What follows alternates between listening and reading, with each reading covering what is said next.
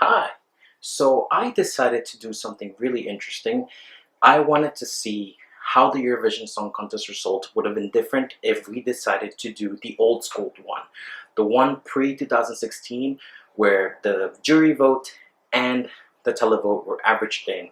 Pretty much the two were added together and then they created a new ranking that would become the country's official points, in which at one point certain times they would just announce one set of point ranking and that would be all.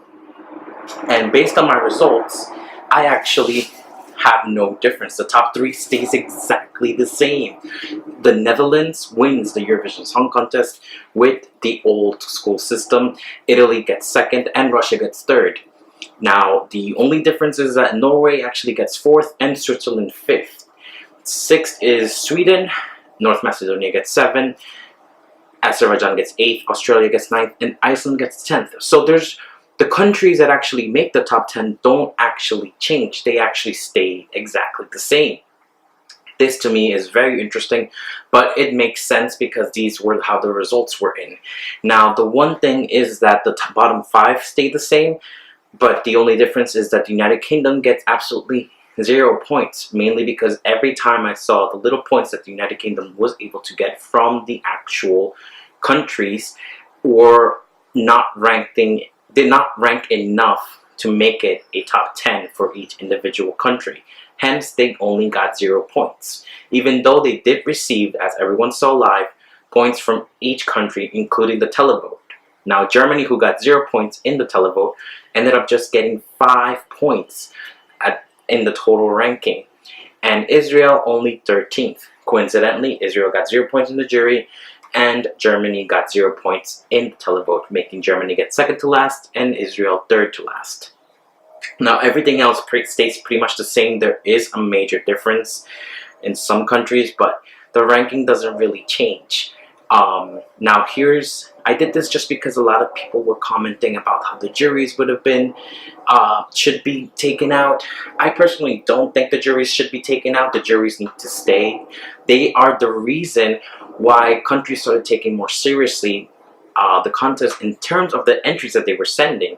You see that the style, the music, everything, the production wise, everything started being more serious, and that was thanks to bringing back the juries to the Eurovision Song Contest. It took them a while, but now there's an actual system because it becomes a moment of mystery where you don't know who's going to qualify. But back in the day, you could actually tell they're not going to make it, they're not going to make it, and it wasn't very political. It was just very random. Now there's a lot of claims that the jury vote in the actual final is very political, but that definitely is up to every country's taste. We would have to just see the actual results. However, we are only voting for 10 of 26 countries, so there are 11 up to the 26th country that are getting absolutely no points, even though 11th to 26 there's a definite big difference and a big gap between those two places themselves. Certain situations with this song contest, like you can see, basically there's a lot of situations where there's a 0 point. I also believe that we should consider perhaps adding the number of countries that are getting points. The juries actually rank up until 26th place, so maybe they should create a system where they all get sort of points, but then at the same time it actually kind of makes it messier. The system that we currently have works. I think there's nothing wrong with it. However, I do believe that perhaps at one point there has to be a change. This system was created when there was like around 18 countries competing. So the probability that a country getting 0 points was relatively low. It increased as countries were joining the song contest. But now there's 26 countries competing, so there's bound to be 1 or 2 getting absolutely no points. Now let's remember that in the televote itself, there could have been 200 people that voted for Germany in each country, but that was not enough for Germany to receive actual points.